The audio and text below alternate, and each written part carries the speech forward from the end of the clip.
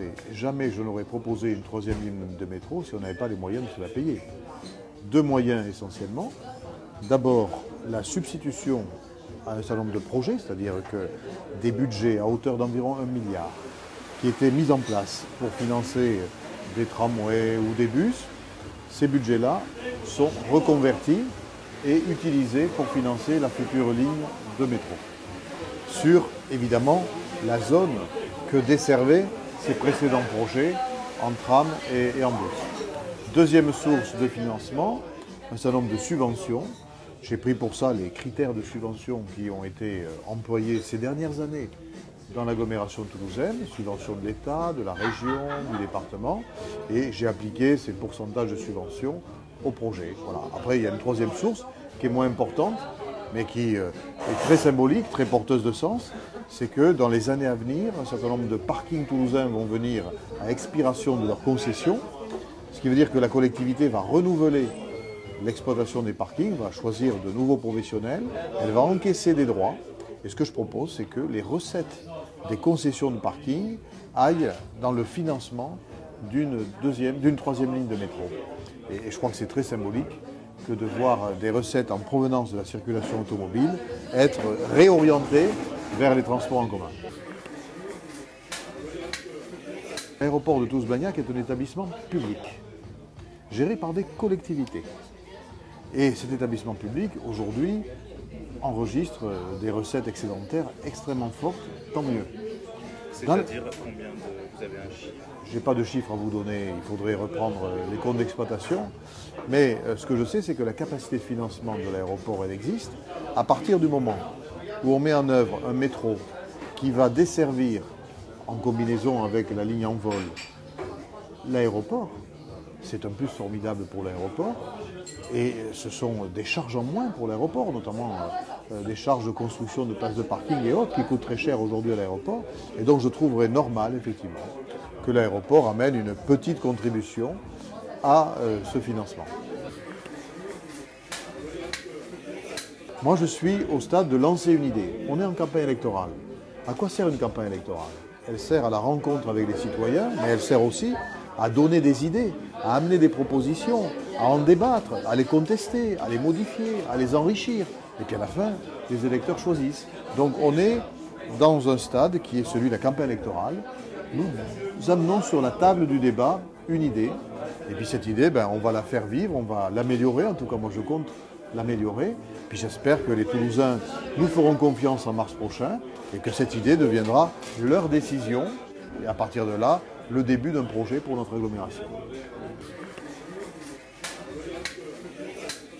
Écoutez, moi, ce que je veux dire avec force, c'est ma conviction comme quoi, dans ces quartiers-là, tout ce qui est solidarité, c'est nécessaire, mais ça peut être ruiné du matin au soir par des actes de violence extrême comme celui-ci, par l'insécurité. Autrement dit, ça ne sert à rien de développer la politique de la ville, de développer les services publics, d'améliorer les équipements publics, d'améliorer la qualité des espaces publics, d'améliorer le logement, de pousser en avant toutes les politiques de réussite éducative.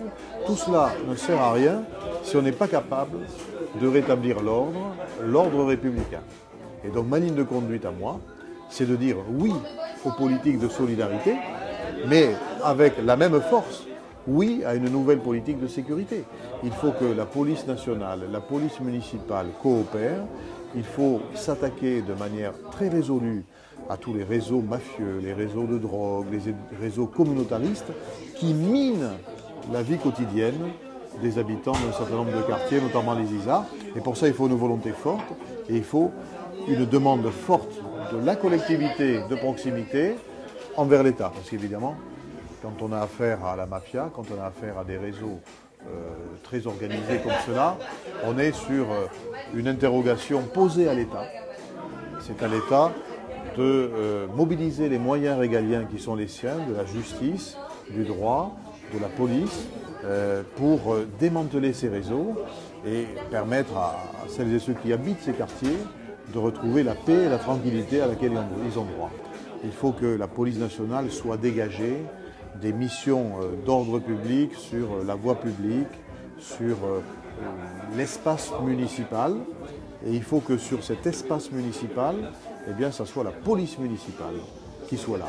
Il faut que la police municipale assure une fonction de proximité, de sécurité de proximité, de tranquillité publique, de manière à soulager la police nationale.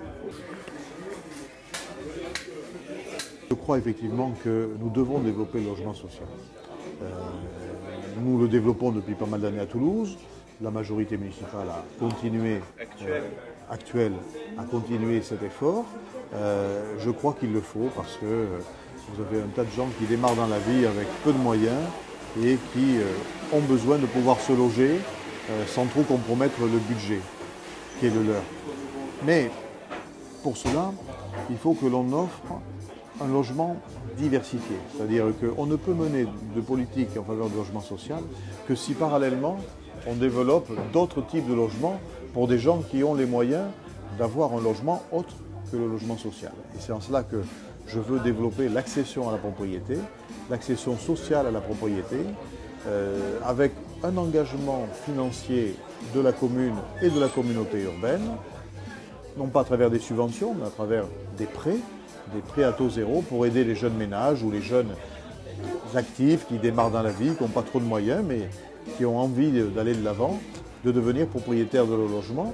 Et au fond, que l'effort mensuel qu'ils font pour se loger soit mis au service non pas du paiement d'un loyer, mais au remboursement d'un prêt qui fait que, à la fin, c'est eux qui sont propriétaires du logement qu'ils habitent.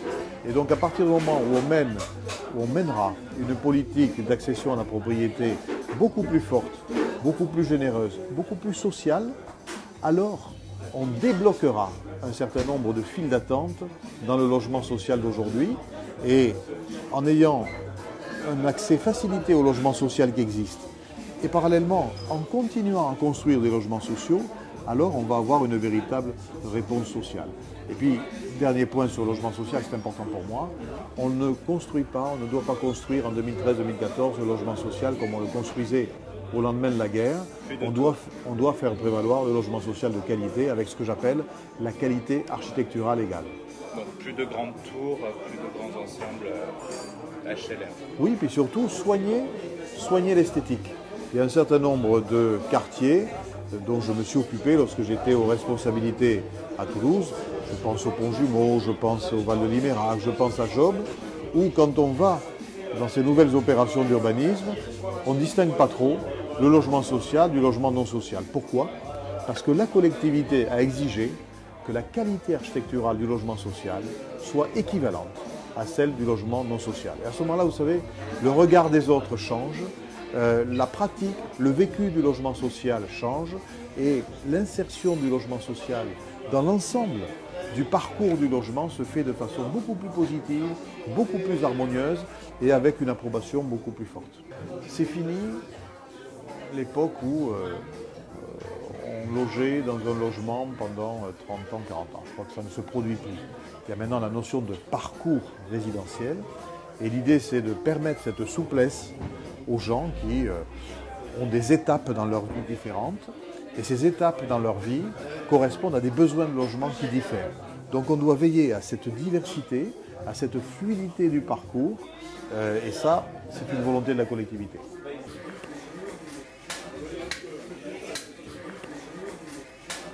Écoutez, moi j'ai des principes sur lesquels j'avance de manière très claire depuis plus de 18 mois. Ces principes, j'y reste fidèle. C'est quoi? Au premier tour, le rassemblement le plus large de la droite républicaine et du centre ou des centres dans leur diversité. C'est ce que j'ai fait. La liste que j'ai présentée et que j'ai formée le 9 décembre dernier, j'étais le premier candidat à présenter une liste complète, elle prend toutes les familles de la droite républicaine et toutes les familles du centre français. Il y a du MoDem, il y a de l'UDI, il y a de l'UMP, il y a aussi du MPF, de République Solidaire, de Debout la République. Donc j'ai pris toutes les tendances, toutes les familles, toutes les sensibilités dans un large rassemblement dès le premier tour.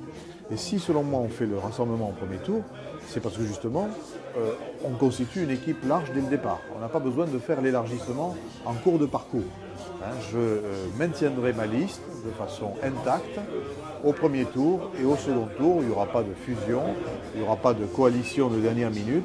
Je pense que ce n'est pas la bonne méthode. L'expérience m'a enseigné que ce n'était pas la bonne méthode. Mieux vaut un rassemblement plus large au premier tour de manière à maintenir la liste entre deux tours. Et j'ai souhaité que ce rassemblement aille au-delà de la politique, au-delà des partis, au-delà de l'approche classique des choses, puisque la moitié des candidats qui sont sur ma liste n'appartiennent à aucune formation politique, ce sont des gens de la société civile qui viennent là en tant que simples citoyens, avec leur parcours, leurs compétences, leur expérience, parce que je crois que, et c'est vrai surtout en écoutant les gens aujourd'hui, je crois que les gens attendent que les partis politiques ne verrouillent pas le système politique et qu'il soit permis à un citoyen qui n'a pas d'attache politique de participer lui aussi à l'exercice des responsabilités municipales.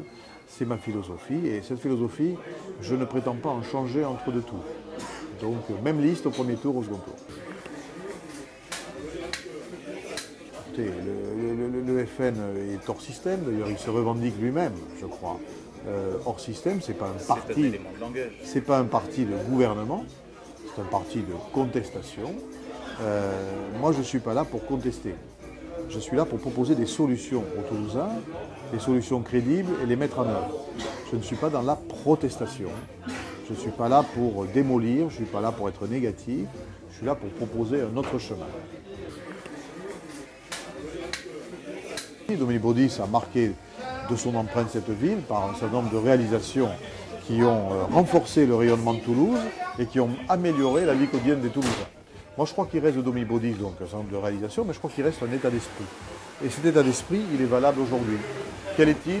C'est le mien, effectivement, vous l'avez rappelé. Moi, j'ai été en quelque sorte formé à l'école Baudis, du point de vue des responsabilités municipales. J'ai été son plus jeune élu à l'époque, j'ai été un de ses principaux collaborateurs. Et je retiens de la philosophie Baudis, applicable aujourd'hui, en 2013-2014, que la ville doit être gérée de manière non partisane. C'est-à-dire qu'on a parfaitement le droit d'appartenir à un parti, c'est légitime, c'est démocratique, mais on n'a pas le droit d'enfermer la gestion municipale dans la seule vie ou dans la seule logique d'un parti. Et c'est cette volonté de rassembler les Toulousains, de dépasser le clivage droite-gauche classique, de dépasser les frontières partisanes qui m'inspire et qui fait que ce que je vais proposer aux Toulousains avec mes colistiers dans les mois à venir, ça va être avant tout selon une logique toulousaine et non pas selon une logique partisane. Je crois que c'est ça qui reste de l'esprit Baudis au jour d'aujourd'hui. Pierre Trotman a été le premier, le principal collaborateur de Dominique Baudis et puis des maires qui ont succédé ensuite, que ce soit Philippe Douste-Blazy ou moi-même. Et Pierre Trotman a en particulier été chargé à l'époque de Dominique Baudis. Il a été chargé d'éteindre la dette de la ville de Toulouse et de commander une politique qui soit une politique très vertueuse sur le plan de la gestion, c'est-à-dire on n'augmente pas les impôts, on n'endette pas la ville, mais on fait un nombre d'investissements records et on finance l'investissement par la qualité de la gestion que l'on mène, c'est-à-dire par l'épargne, par l'autofinancement. C'est ça la gestion Baudis mise en œuvre par Pierre Trotman à l'époque. Et c'est vrai que si Pierre Trotman est à mes côtés, c'est parce que la situation des finances de la ville s'est considérablement dégradée à un point très inquiétant et qu'il a souhaité, alors qu'il est retraité, venir nous donner un coup de main et passer en quelque sorte toute l'expérience qui est la sienne à une nouvelle génération.